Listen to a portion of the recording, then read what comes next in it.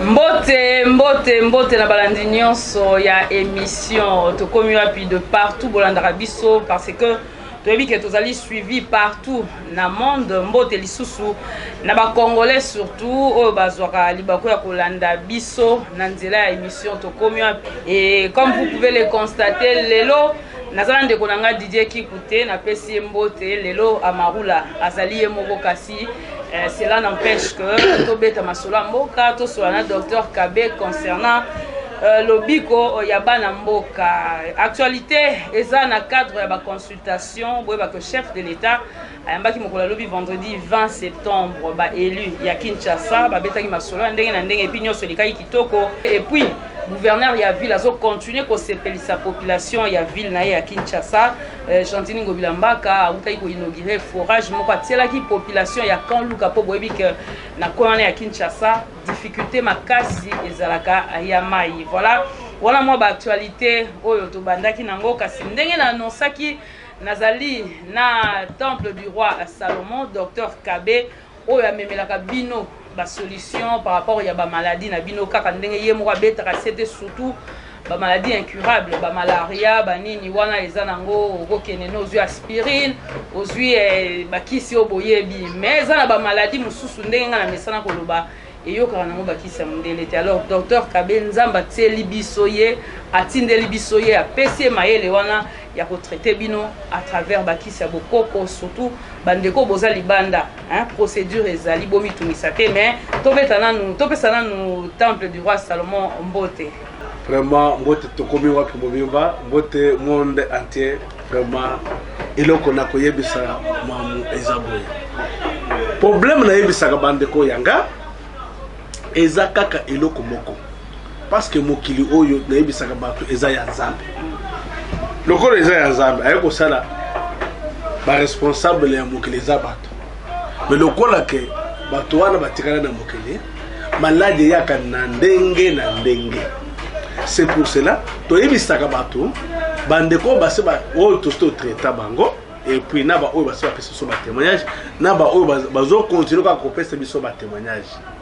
Yaondo monaki nani ane paso to bisaki fimbo shikot tozaka kana ya kufimbo wana nanu esili yango tena tama chaque jour na fimbo to misibe ba produit mususu marteau de secours opération marteau opération wana to misi yango pona ba maladie incurable en général sauf la mort to bi ke mutako kokufa eloko na yebisaka yo bande konanga et puis bande ko opération na ko metadi à drépanocytose ou bien anémie SS et puis bande ko oya nani bado ya autiste yango nde na yebisaka bandeko yanga pe de susu ya insuffisance rénale barin et baby ban épileptique quel que soit que ozala mukolo ozala mwana yango nde na yebisaka bato ozana maladie ya ndeke 100 ans to tchak ango ya boy 0 et puis bandeko ope baza pour mettre attention gros cœur cirrhose de foie tout type de cancer. Yangonde na yebisi bande ko ebele boy malade eza ebele. C'est pour cela eloko nanga eza moko à part liwa nde tozo traiter te moto ko kufu mokileza ya Nzambe ya kona se ko se bibembe e ko zala message ya lokuta yangonde to yebisari bato boy bolena lobe makambo ebele to lobi eza opération marton olenga na loba zwa ba de seko donc ce marton. Merci beaucoup temple koloba mais bakondima yo kaka na nzela ya ba témoignage. Merci ma. Biso tozwa déjà musala wana ya kokitaka chaque fois to ya ko filmer total batu oyo bazo sepela ko témoigner ba responsable baza ko témoigner ba biki na ba différents types ya ba maladies. Alors toke kuna na régie et pande ko na biso Manique c'est pas yo a ko balancer quelques témoignages oyo to ya ki ko filmer bongo tozonga après pour la suite. Nazaki déranger ici, il y a un de ces Zenga pour 20 ans. Tant on a vendu de la piste, il y a une crise de cette ah ouais, tout ça n'est pas docteur Kabé. Nagi pour la maladie, ça m'a dit que maladie épilepsie. Et ça, il m'a voulu belé. Il y a un banda qui a docteur Kabé a signé sa réunion. Moko na nzaki na duti na kati na mais na banda kolanda pe kama zoleka na émission na ye na zolanda ye boya bote tembe te boyaka nakovanda nanga boye te nakoma nani ti bapesaka nde apesaka adresse na ye awa na bambar bokasa nakoti pa docteur Kabe tosololi nabandi kozwa bakisi nazozwa batraitement nde naloba boye maladi ya mwana nanga eza susu te na ye mpo nazalaki maladi na ye mpo na maladi oyo eza okosanga ye.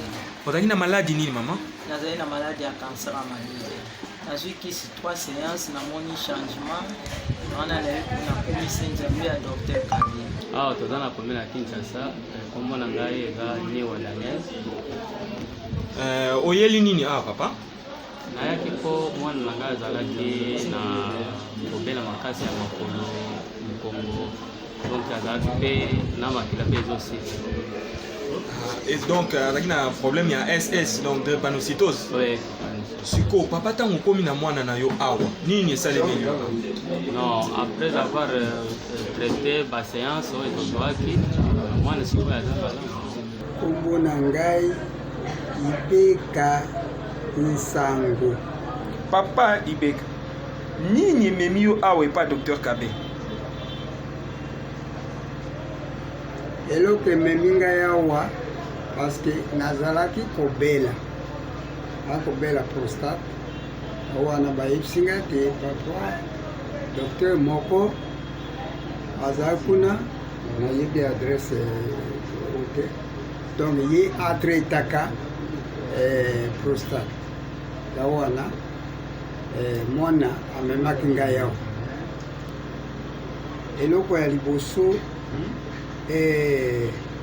ezali kopesa ngai masuba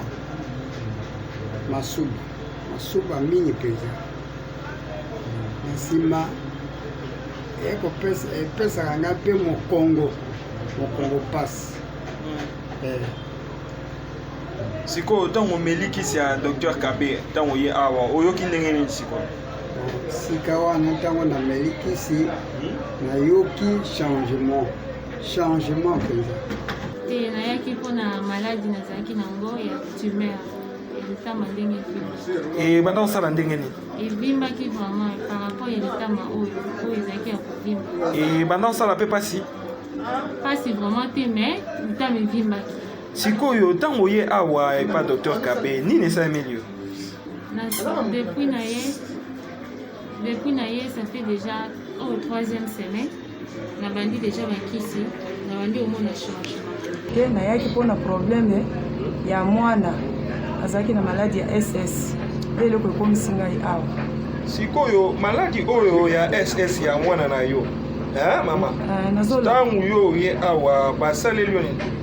Te nakutanaki na docteur apesi ngai bakisi nabandi traitement ya mwana mais namoni changement ezali. Mama changement elakisi nini mpo bana SS toyebi babelaka pa apafu? Kasi ndenge bafièvre ebandaki kosala sikoyo ezosala lisusu te. Ebanda kosala nao ndenge nini liboso? Bafièvre ebandaki kosala soki fièvre esali kaka diminution ya makila. Fièvre diminution sikoyo ebanda na bandi traitement wana fièvre eza te namoni mpe santé ya mwana ezongi normal. Ezalaki suite na disons ezalaki tension na ye emataki makasi ezalaki na benitene ezalaki l'hôpital namokaki bo nayebisi bandeko toka tomonaka docteur moboye tokoka bato nazobele ezalaka relation na ye apemanga na ntongo wana te mona aza kotambola te efalaka nsima toyaki awa ntango bayebi ngai bapesi ngai koyo ifana lelo naotambola kasi ntango yo ye awa sikoyo basali yo nini? nazwi kaka traitement bapesa ngai nagamba elo nayipana jadesion mais quand même nazotambola. Traitement nini ozwaki? Kisi ya komela ou bien osalaki nini? Kisi ya komela. Siko ntango omeli kisi oye awa tension lelo eza combien? Lelo batali eza 12,7. Otamboli mpe bien? Oza lisusu na bolembo ya lobi wana te? Papa makambo oloba eza ya solo ou bien eza baventure? Parce que balobaka docteur Kabe mosala neza kopesa bato bambongo kofuta bango mbongo po bapesaka batémoignage ya lokuta. peut-être bosolo linage nga na ebaki na ngai ete nabeyeka alobi kaka na ye tokutanmonaki alaki solo ezalaki belle sere na ngai ye nde mtaki na petit frère na ngai nde nga nayebi na ngai nga na nzambe émission na ye te comme on a Justine naza na hôpital ya docteur Kaba. Docteur Kabe, maman Justine, oye kosala nini awa na hôpital ya docteur Kabe? En fait nayaki mpona malade nazalaki na myome. Ça fait 3 semaines. Nde nazalaki na bande koyoka badouleur et tout. Déjà na moni que non ça va. Maman, zela na myome banda osala yo ndenge nini? Et le temps où yo yaki awa ozalaki na position nini banda osala yo ndenge nini? En fait, bande ko empêcher nga na concevoir. Et banda osala pasi, ba chef nos azemi banda bima. Mais non là, na zo ba traitement na ngai, na moni que ma nyonso ba sensibilité nyonso zaki na ngoka, na moni ezoni. Alors na zongi normal. Merci beaucoup. Bauti kolanda on a quelques témoignages. Alors na rozongela oli sous temple. Tolandi ba témoignage ya batu. Mais est-ce que oyebi ke batu ebele bakota ka doute même na ba témoignage parce que balobaka ke muyaka moko afingisa ba yaka nyonso. Tant bazomona témoignage ebele balobaka marula boye bayoka naka boye na boye. Eloko nini okikoloba penza na bato yo ba mesana ko kanisa ndenge wana ke boyoka naka na batu po basala ba témoignage. Toi marteau de secours. Je suis marteau. Ils ont opération marteau de secours. J'aurais essayé de répondre déjà. Maman et loko nazo biso. Bato baza ba responsable. Est-ce qu'un responsable ndenga sawa no ko payer combien? Parce que bato bosusu. Maman, musala nyon surtout depuis to bandana bino ba témoignage to bandana bino musala oyo nandi amarula. Depuis to banda musala oyo. Tina ndenge to banda ko nani to banda musala ndeko réserve. Est-ce que au moninga naibisaka bino boye musala nyon surtout il faut témoignage ezala so que ezateza lokuta naibisaka bino bongo te bato baza ba responsable naibisaka bato bolanda bango et puis avant que olanda bango yozwa kaka maladi bango bapesi ba témoignage yaka pe osoki sabi naibisaka bato ebele boye musala nyon surtout il faut témoignage so que témoignage ezate eza lokuta.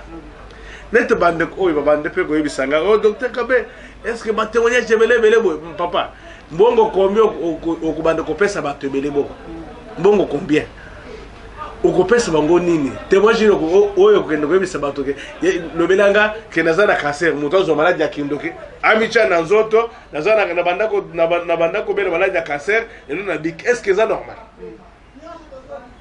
mutozi maladi lokolo neti mwana oyo ya mwasi wana ndengo omoni ndenga za wana aza nani na numéro 16 zamba salé grâce mama wana za père responsable ayesi ma ya mutu mususu pona drépanocytose ou bien anémie SS libale linge ko fabango alors SS wana docteur Kabi est-ce que mutu okiko bika na SS ko balobe ezali kamba bota malango ezali kamba makila est-ce que mutu okiko bika na eza problème ya groupe sanguin mama produit eza biso eza boy mama au lieu de juger na maloba tia musapie papa au moins na oyebike na lemba pona kolobebele mais na kolemba ngote yango nde tolobia au lieu que na lobebele belé na sina bimisi opération eza marteau zo marteau de secours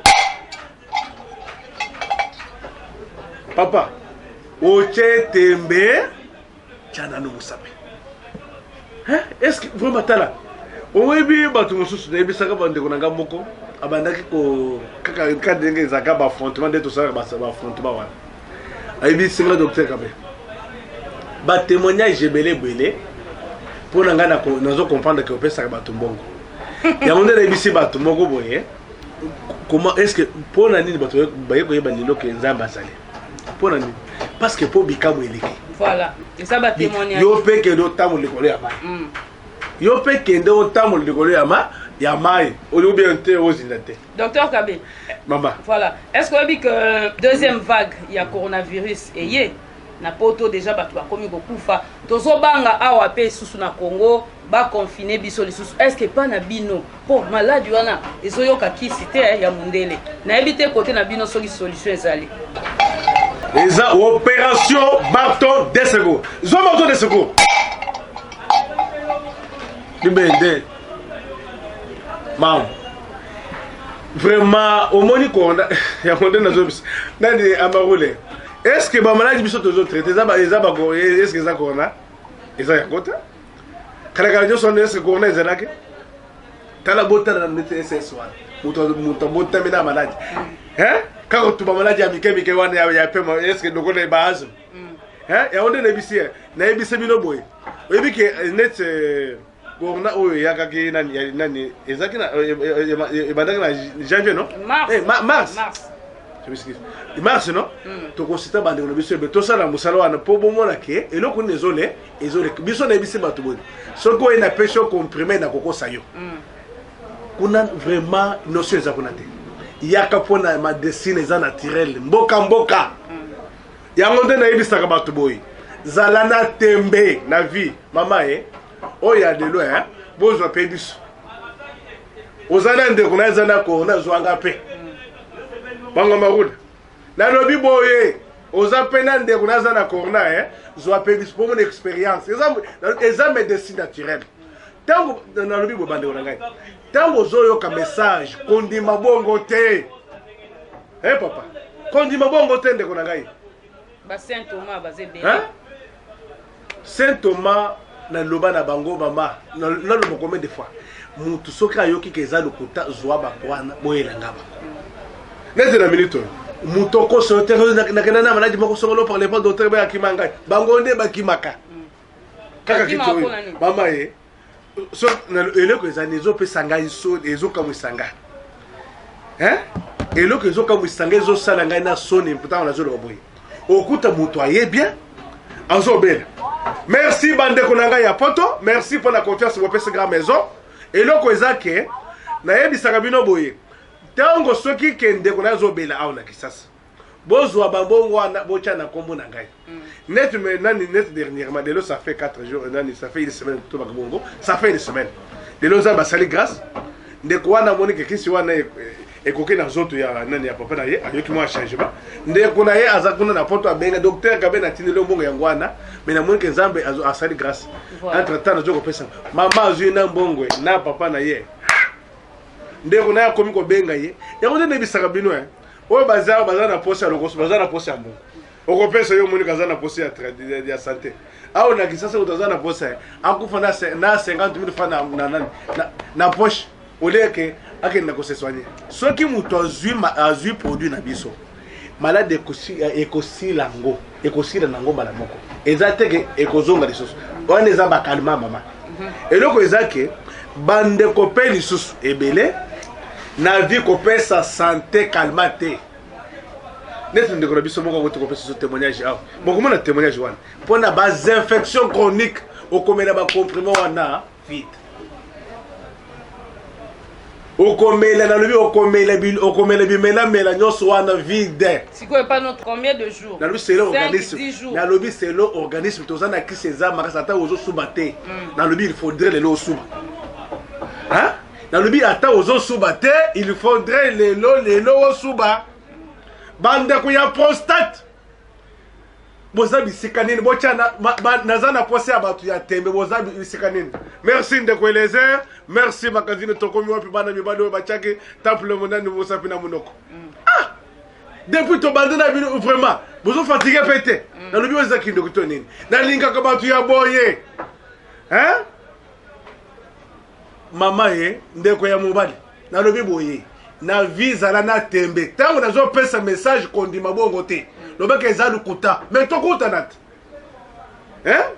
mpona koyebaka oyo eza moto omoni mwana moke ntango asakalaka na ntango angulumaka mpo ayebake oyo eza moto ifo asimba yango nde toyebisaka bato te nasi napesa message combien de fois bandeko na ngai basinfection chronique soki oza na posa te oya kose retrouver loka grand maison loka temple du roi Salomon c'est le temple du roi Salomon zamba salongo lo zamba na buya yaye eza mo pepe tangu nazo mona maladi boye eza lokola nyoka kotelinga na ndako eza lokola nyoka kotelinga na ndako merci maman marula nasa na posa ya bato ya ntembe ba cancer yango za ba type boni otomoni ndeko moko témoigner pour na cancer sorti ni na cancer wana cancer dans le cancer eza belé mama tous le cancer du sang, cancer des seins, cancer du col utérin et puis tous le cancer tumeur cérébrale tous le cancer eza ebelé cancer de pénis et puis tous appelle sous nani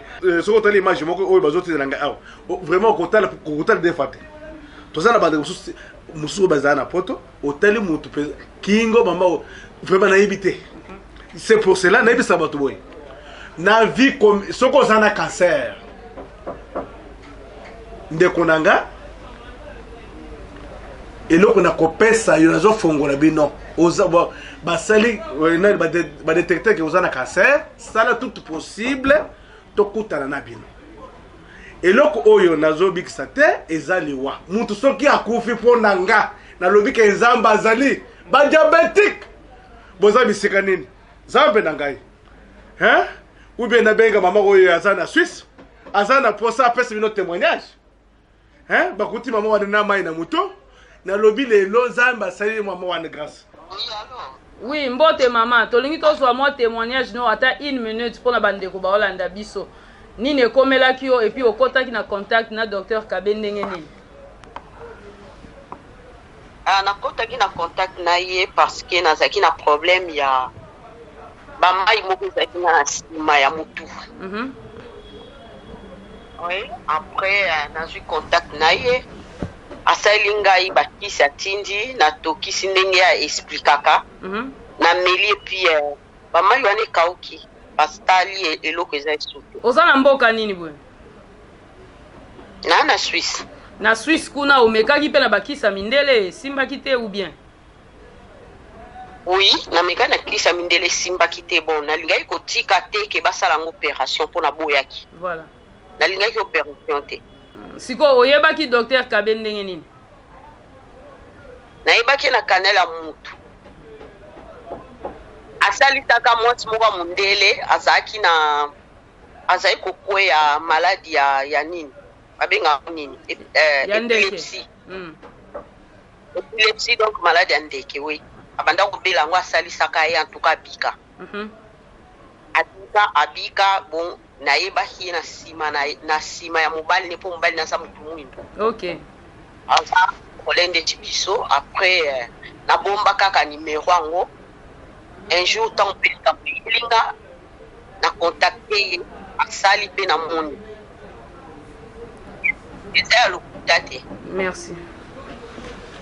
Merci beaucoup mama Zomarto de secours Zomarto yo moko temple ntango ozoka témoignage ya boye esalaka ndenge nini est-ce que ntango apesi témoignage wana aza na mboka na ngai nayebisaka yo bango ya ndeko ya marula mokili eza ya zambi biso toza na posa bato bazala bien mama na vie oyokeke mama wana na namona ye boye te aza na Suisse totindele baproduit ya kotinda yo moko oyoki témoignage olakisi ye kaka ndenge ya kosala esili mama naza na mosusu ya koloba te mama yo moko oyoki témoignage et azwaki traitement yango combien de jours azwango pendant des semaines aza déjà guéri voilà totalement guéri akende kosala baexamen est-ce que mama omoni na mokili oyo nayebisaka boye bandeko na bino bandeko ya ngai bato ya mokili oyo po ke batombola yo il faut okufa wana nde bakopesa yo bapeta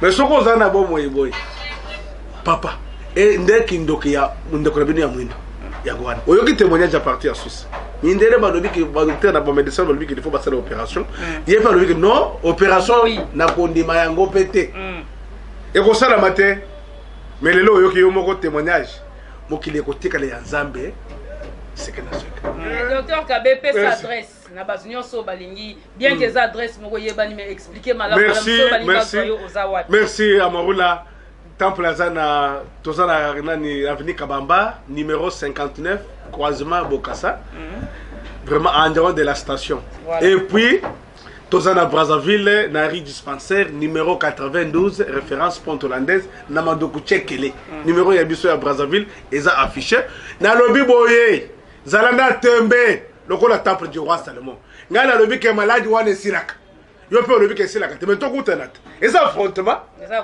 hein eza affrontement c'est le temple du roi Salomon Zamba Salungo lo Zamba pambo de bino apango de peto komi wapi mobimba merci mais temps place mais ça de moto voilà eza courant voilà barrage yope oyo landi oyebi muninga moko aza quelque part aza konyokoma na maladie songolo pakala batamboli na bahôpitaux solution eza te temple du roi Salomon ye moko alobi boya bomeka ye alobi yango très bien aza kobikisa maladie nyonso sauf liwa mutu soko ayebi soki azosekwisa wana eza lokuta liwa eza ya nzambe bandeko baza libanda bolandi mpe témoignage ya mama aza libanda eza nango simple émission oyo eza suivi partout ozwi banimero nyonso oyo ozomona wana bokoti kaka contact naza besoin docteur Kabe okozwa ye moko bokosolola en personne ayambaka ye moko téléphone oza na posa batindela o baproduit à partir ya musika baotindela yo sans problème baagence ezana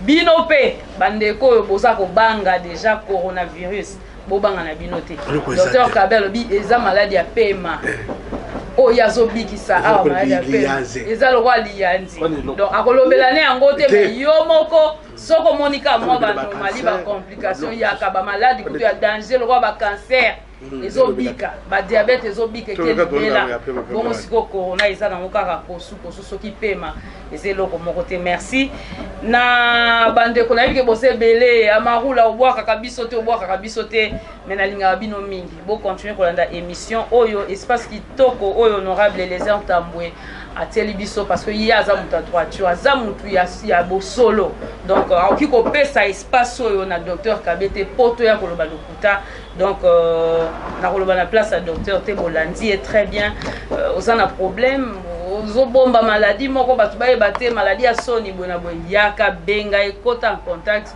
okobika pe okotémoigner un jour lokola baninga mosusu bazotémoigner tokutani mbala nsima.